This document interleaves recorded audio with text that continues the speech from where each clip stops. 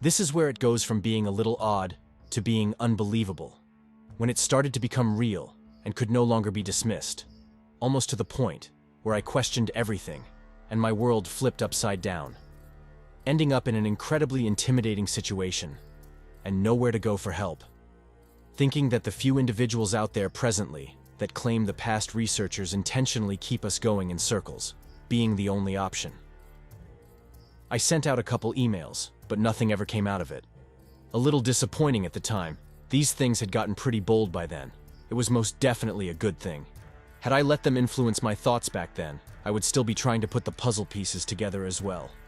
I would not be able to so clearly see how deep the deception goes, and how they potentially add to it.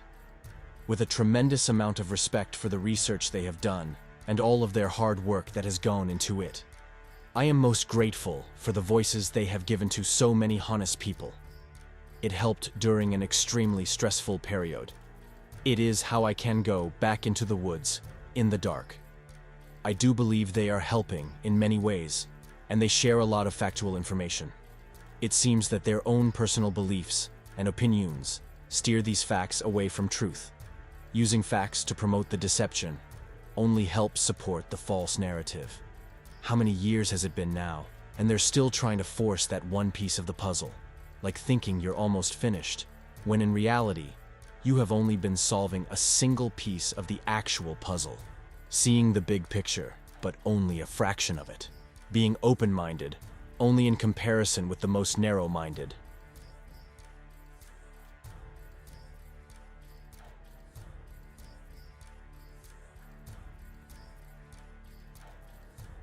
The first sound that we had heard, that seemed awfully strange, was the owls.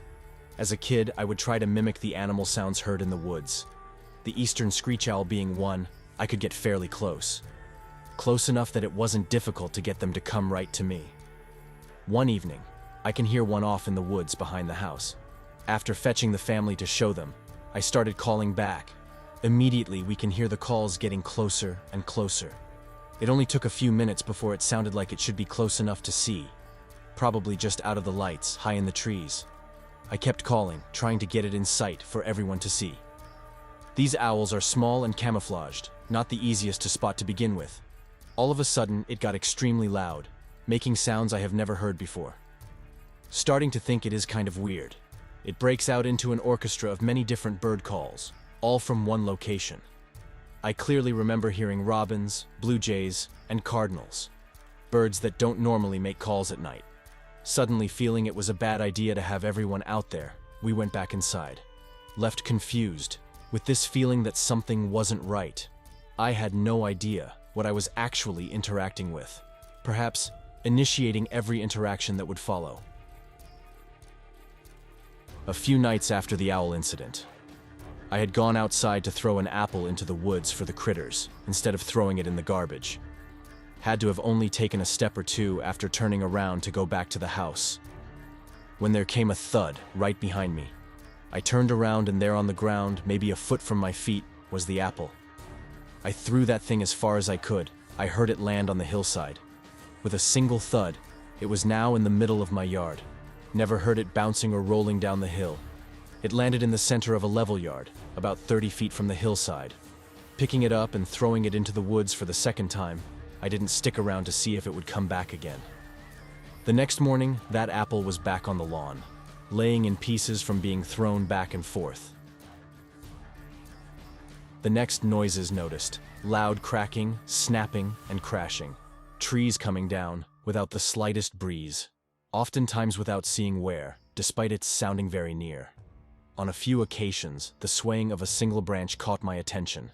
Then suddenly it would snap and fall to the ground. I would immediately run over to check it out. No sign of insects weakening the limb. No animals or anything ever seen or heard. Always green and wet, never dead and dry. Extremely bizarre that the one branch I would be looking at just happens to break and fall off at that exact time. Another strange sound we would hear is one that would happen every single night. It would go away for a while, and I would forget all about it. Then it would come back, happening every night again. It would go on nightly for 2 or 3 weeks, then we wouldn't hear it for a few months. The sound of rocks hitting together. Sometimes it was louder and crisper sounding. Sometimes it seemed sort of muffled. It seemed to be random. There might only be 1, or as many as 6 times, the rocks would clack together. A brief pause, then another random session.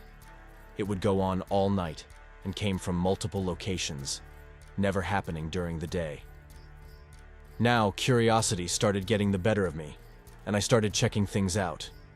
I don't think they liked that very much, because that's when they started messing with us. You didn't have to be outside very long these nights.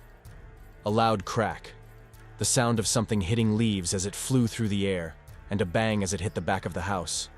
It was sticks, a little thicker than a broomstick. Sounded as if they were being hit against a tree, breaking them. Then the loose end zipping through the foliage as it traveled from the woods to the back of the house. It startled the hell out of me, and I got annoyed real quick. As soon as I would walk outside, like they were waiting on me. Someone has to be messing with us. There was nothing else it could be.